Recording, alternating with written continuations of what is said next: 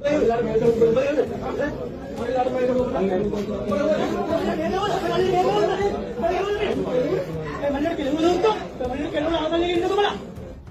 everyone. தென்கிழக்கு பல்கலைக்கழகத்திலே பகிடிவதையில் ஈடுபட்ட 22 மாணவர்கள் கல்வி நடவடிக்கையிலிருந்து இடைநீக்கம் செய்யப்பட்டுள்ளனர். விசாரணைகளின் பின்னர் இது உறுதிப்படுத்தப்படுமாக இருந்தால் அவர்களுக்கான தண்டனை வழங்கப்படும் என கூறப்பட்டுள்ளது. டில்ஷான் என்ற மாணவன் பகிடிவதை காரணமாக உயிரையே விட்டிருந்தார். அவருடைய உயிரிழப்பிற்கு காரணம் பகிடிவதை என்பது உறுதி செய்யப்பட்டிருந்தது. இவ்வாறான சம்பவம் இடம்பெற்றதன் பின்னரும் தொடர்ச்சியாக பல்கலைக்கழகங்களிலே இவ்வாறான பகிடிவதைகள் தொடர்கின்றது. இவர்கள் பகிடிவதை செய்த வீடியோ காட்சிகளும் வெளியாகியிருந்தது.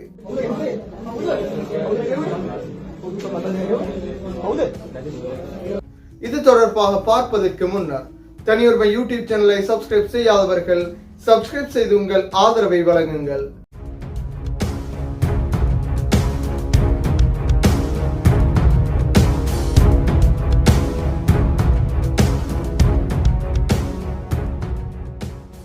உயர் கல்வி பீடங்கள் அனைத்துமே இந்த பகிடிவதை காரணமாக பாதிப்படைந்து வருகின்றது. பகிடிவதை என்பது தொடர்ச்சியாக பல்கலைக்கழகங்கள், கல்வியல் கல்லூரிகள் என அனைத்து இடங்களிலும் நடைபெற்று வருகின்றது.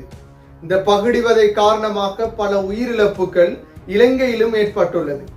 இதற்கான நிரந்தரமான தீர்வுகள் இதுவரைக்கும் எட்டப்படாத நிலையில் அண்மையிலே டில்ஷான் என்ற மாணவன் பகிடிவதை காரணமாக உயிரிழந்த சம்பவமும் பதிவாகியிருந்தது. எனவே இந்த சம்பவத்தின் பின்னராவது மாணவர்கள் பகிடிவதையில் ஈடுபடாமல் இருக்கின்றார்களா என்றால் இல்லை என்பதை பதிலாகவும் காணப்படுகின்றது. தொடர்ச்சியாக பல இடங்களிலே இந்த பகிடிவதைகள் தொடர்ந்த வண்ணமே இருக்கின்றது. அதில் ஒரு கட்டமாக தென்கிழக்கு பல்கலைக்கழகத்தில் பொறியியல் பீடத்திலே இந்த பகிடிவதை சம்பவம் பதிவாகியிருந்தது.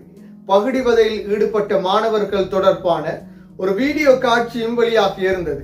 22 மாணவர்கள் இதன் பின்னர் கல்வி நடவடிக்கையில் இருந்து இடைநீக்கமும் செய்யப்பட்டுள்ளனர். இந்த பகிடிவதை உறுதி செய்யப்படுமாக இருந்தால் இவர்களுக்கான சரியான தண்டனைகள் வழங்கப்படும் எனவும் கூறப்பட்டுள்ளது.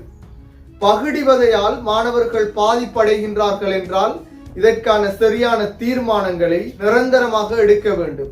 இல்லை என்றால் இவ்வாறான பகிடிவதைகள் தொடர்ந்த வண்ணமே இருக்கும். பகிடிவதையிலும் சிலர் அவமானப்படுத்தப்படுவது, அவர்களால் தாங்க முடியாத செயற்பாடுகளை செய்வது, கவலை கொள்ளும் செயற்பாடுகளிலே ஈடுபடுவது என தொடர்ச்சியாக இலங்கையின் பல்கலைக்கழகங்களிலும் இவ்வாறான சம்பவங்கள் பதிவாகி வருகின்றது. புதிதாக வரும் மாணவர்களை வரவேற்று பல்கலைக்கழக விடயங்களை கூறும் முறைகளிலே நடந்து கொள்வதில் பிரச்சனை கிடையாது. இந்த பகிடிவதை என்பது சிலரை துன்புறுத்தும் விதமாக, மனதளவிலே பாதிப்படையும் விதமாக இருப்பதனாலே இந்த உயிரிழப்பு சம்பவங்களும் பதிவாகி இருந்தது. எனவே டில்ஷானின் மரணத்தின் பின்னராவது இந்த பகிடிவதையில் ஈடுபடுவதில் இருந்து மாணவர்கள் தவிர்த்து கொள்ள வேண்டும். என்றாலும் தொடர்ச்சியாக ஒவ்வொரு பல்கலைக்கழகத்திலும் புதிதாக மாணவர்கள் உள்வாங்கப்படும் பொழுது இந்த பகிடிவதை சம்பவங்கள் பதிவாகி வருகின்றது. மாணவர்கள் கல்வி நடவடிக்கையில் இருந்து இடைநீக்கும் சம்பவங்களும் பதிவாகி வருகின்றது.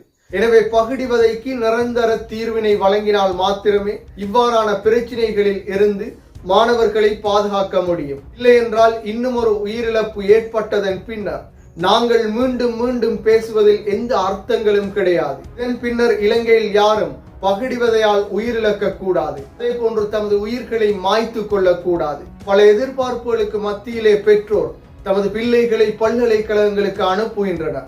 உயர் தரத்திலே சித்தி அடைந்து சிறந்த பெறுபேறுகளை பெறுவதன் காரணத்தினால் பல லட்சம் மாணவர்களில் இருந்து தெரிவு செய்யப்பட்டு பல்கலைக்கழகம் நுழைகின்றனர். இவ்வாறானவர்கள் உயிரை மாய்ப்பார்களாக இருந்தால் அந்த குடும்பத்தால், அந்த சமூகத்தால் மீட்க முடியாத இழப்பாகவே காணப்படும். எனவே இதன் பின்னர் மாணவர்கள் பகிடிவதையில் ஈடுபடுவதில் இருந்து முழுமையாக தவிர்த்து கொள்ள வேண்டும். மீண்டும் ஒரு வீடியோ பதிவில் சந்திக்கும் வரை தனியுரிமை யூடியூப் சேனலை சப்ஸ்கிரைப் செய்யாதவர்கள் சப்ஸ்கிரைப் செய்து உங்கள் ஆதரவை வழங்குங்கள்.